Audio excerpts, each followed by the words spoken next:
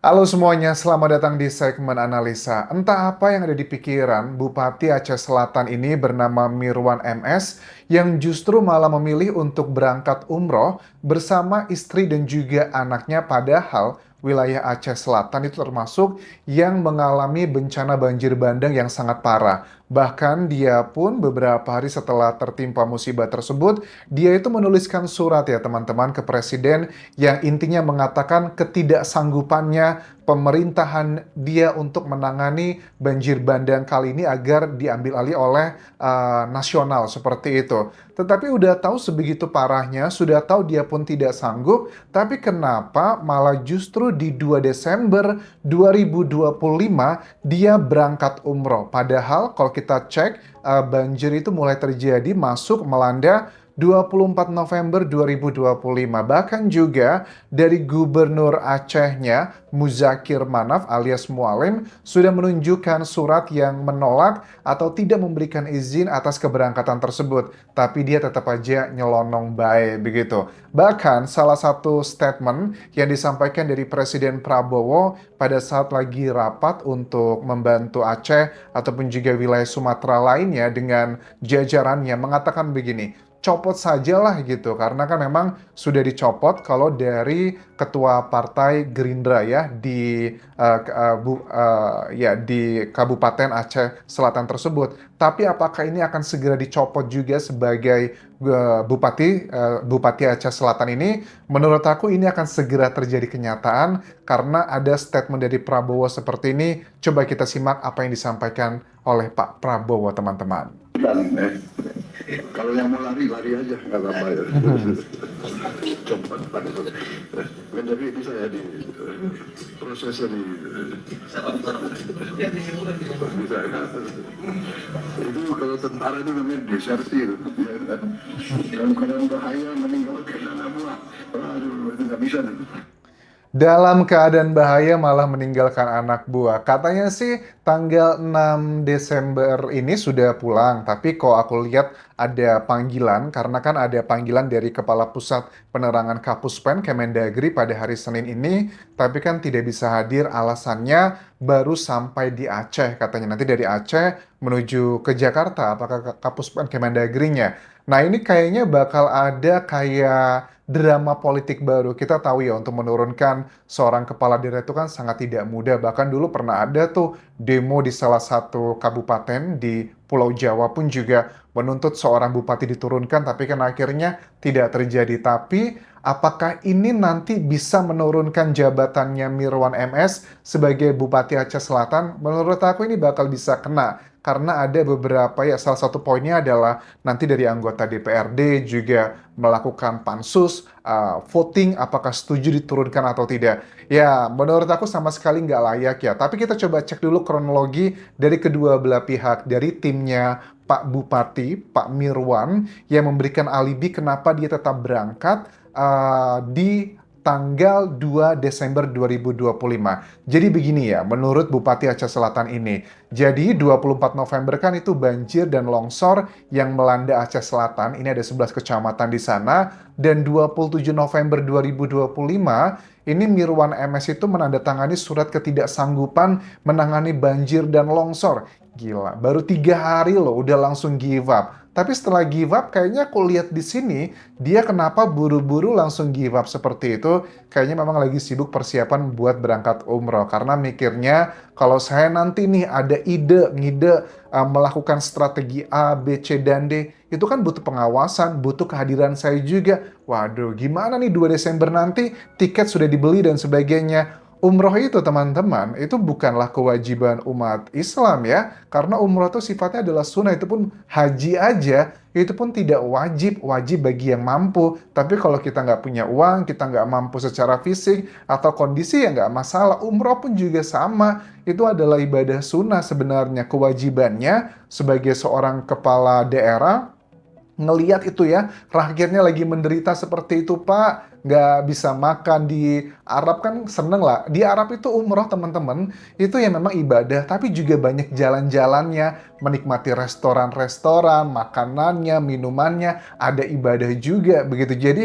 kalau dikatakan bahwa jangan gitu dong Anjas, umroh itu kan ibadah, siapa tahu aja bapaknya tuh lagi berdoa di Arab sana di depan Ka'bah agar musibahnya diangkat. No, it doesn't work like that. Kalau namanya pemimpin seperti ini, aku nggak ngerti apa yang harus dikatakan. Untunglah bukan pemimpinku, karena aku bukan berasal dari Aceh. Aku nggak ngerti nih masyarakat Aceh Selatan pasti sangat kecewa melihat seorang pemimpin seperti ini. Kemudian di 2 Desember 2020, 1 Desember 2025, 7 hari setelah bencana, Mirwan MS itu memang mengunjungi pos pengungsian di wilayah Trumon Raya. Nah, dia di sini menyerahkan seluruh gaji pribadinya sejak menjabat sekitar 10 bulan lalu ya kepada pengungsi, korban, dan banjir. Tapi gini ya, gaji seorang bupati itu kecil teman-teman. Kan berapa juta sih paling? Tapi kan yang besar itu adalah kayak tunjangan-tunjangannya. Ini kita juga harus hati-hati nih.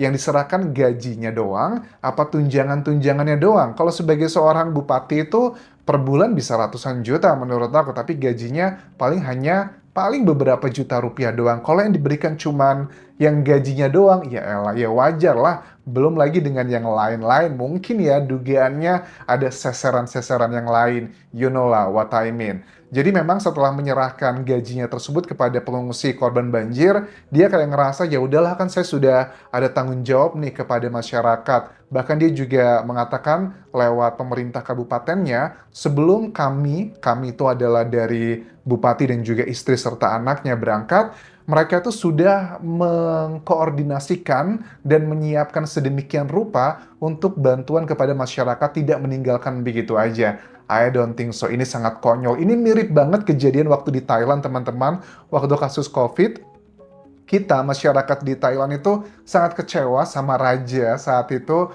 karena justru ketahuan raja itu malah menyewa sebuah tempat yang sangat mewah sekali dengan para selir-selirnya dengan pesawat jet pribadi di sebuah tempat di Jerman. Itu kita kayak ngerasa kok begini ya? Nah, apakah ini juga perasaan yang sama dirasakan oleh masyarakat Aceh Selatan tepatnya? Karena bagaimanapun juga itu adalah Bapak Bupati Anda. Nah, kemudian juga di 1 Desember 2025, setelah mengunjungi dan memberikan gaji selama 10 bulan tersebut, di 2 Desember 2025 dia berangkat. Dan dia berangkat itu pun juga sekaligus memberikan surat kepada Gubernur Aceh yang untuk minta izinnya, dan surat tersebut pun kayaknya dikasihnya tuh sebelumnya, tapi di 2 Desember itu ada surat keputusan bahwa tidak diizinkan. Tapi walaupun nggak diizinkan, langsung aja dia tetap berangkat ke Tanah Suci. Nah, kok bisa ya? Bisa langsung ngeyel berangkat seperti itu? Bahkan kenapa aku tidak membahas ini ya di beberapa hari yang lalu? Karena aku masih agak takut, berharap masa sih ada seorang bupati setega itu, karena strategi keberangkatan ini seburuk-buruknya bupati menurut aku tidak akan berani mengambil keputusan yang seperti ini karena pasti citranya akan buruk. Ya, ternyata oh, aku salah mikirin. Kadang orang sudah nggak pernah lagi hidup susah. Hidup susah itu karena kan aku juga pernah mengalami kayak gempa bumi di Yogyakarta dulu ya. Nggak ada air, makanan sulit, berhari-hari. Itu kan rasanya nggak nyaman banget.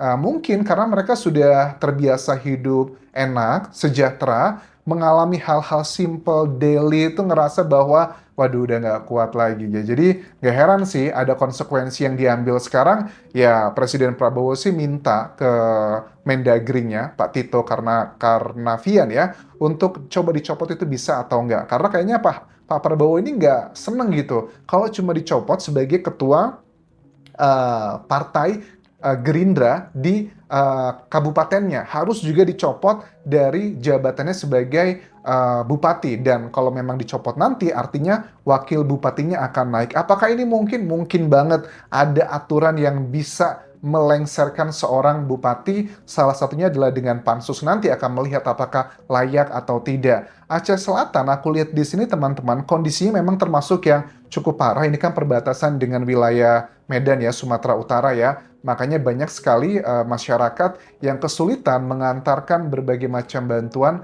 ke daerah-daerah yang terpinggir di Aceh tersebut. Nah, sekarang kalau aku lihat dari liputan terbaru dari tim Najwa Shihab yang memang standby di sana, mereka mengatakan bahwa sekarang itu bantuan untuk Aceh ataupun juga wilayah lainnya di Sumatera Utara ataupun juga Sumatera Barat, itu bantuannya rata-rata sudah relatif cukup ya teman-teman, tetapi yang menjadi permasalahan adalah pendistribusiannya karena jembatan-jembatan itu masih banyak yang terputus menghubungkan wilayah-wilayah terutama di Aceh, Aceh Tamiang ataupun juga yang di ujung-ujung itu masih belum mendapatkan bantuan yang cukup karena memang untuk mengantarkan bantuan dari masyarakat ataupun pemerintah masih terbatas menggunakan dua alat transportasi dari udara, pesawat ataupun juga helikopter yang itu kan tidak bisa membawa banyak dibandingkan dengan kita menggunakan yang darat. Begitupun juga dengan yang di lewat laut, lewat sungai itu pun juga terbatas karena ada bagian-bagian area juga setelah dari pelabuhan terdekat itu juga harus dibawa menggunakan kendaraan umumnya adalah motor. Dan aku juga sangat apresiasi untuk seluruh lapisan masyarakat baik dari yang terkenal, public figure, ataupun masyarakat biasa seperti, ya aku juga masyarakat biasa banyak lah yang nyumbang ataupun juga yang hadir ke lokasi, itu sangat luar biasa teman-teman. Jadi kita jangan pernah mengunderestimate mentang-mentang ada orang yang membantu tapi dia tidak terkenal, kita tidak apresiasi, enggak ya. Karena kan aku lihat apresiasi sekali banyak public figure juga yang tersorot media, yang dia kayaknya menjadi pahlawan, kita harus apresiasi, tapi juga jangan lupa banyak sekali orang-orang yang membantu dalam bencana ini, tapi mereka tidak tersorot media karena mereka bukanlah seorang public figure. Kayak misalnya aku lihat adalah kayak Pak polisi, tentara, TNI yang begitu berjibaku, terus juga kayak petugas-petugas dari Pertamina yang ngangkutin bahan bakar minyak untuk mendistribusikan BBM yang sangat langka di area tempat bencana tersebut. Itu juga harus kita apresiasi. Menurut aku semuanya itu punya kontribusi yang sama pentingnya. Dan yang herannya, orang-orang yang dari luar Aceh aja begitu banyak yang pengen coba datang ke Aceh, tapi karena keterbatasan ya macam-macam nggak bisa ke sana. Ini Bapak Bupatinya justru lagi momentum segenting ini malah meninggalkan dengan alasan mau umroh. Umroh itu menurut aku lebih banyak jalan-jalannya dibandingkan ibadah mayoritas. Walaupun ada ibadah, itu juga termasuk ya wisata religi kan. Jadi aku rasa kalau aku suruh milih gubernur gitu nantinya gitu, aku tidak akan memilih gubernur yang meninggalkan rakyatnya seperti ini dengan alasan apapun, dengan kata sudah memberikan gajinya 10 bulan gaji kepada pengungsi. Ya elah 10 bulan gaji itu paling berapa puluh juta gitu. Kalah Pak dibandingkan sama masyarakat Indonesia yang nggak dapat apa-apa gitu kan ya. Yang nggak ada namanya cuma menyumbang ke semua orang. Itu aja terkumpul udah puluhan miliar Pak. Dibandingkan dengan seorang bupati gitu loh. Cuma berapa puluh juta. Well, aku nggak bermaksud membandingkan angka, cuma hanya menunjukkan bahwa ini nggak pantas gitu ya. Baik secara logika, secara hati nurani, apalagi secara aturan kenegaraan. Terima kasih sudah menonton, sampai ketemu lagi di video berikutnya. Tinggalkan like dan juga komen, subscribe channel YouTube ini, follow Instagram, Facebook pageku, dan juga akun TikTok di Anjasa Asmara. Bye.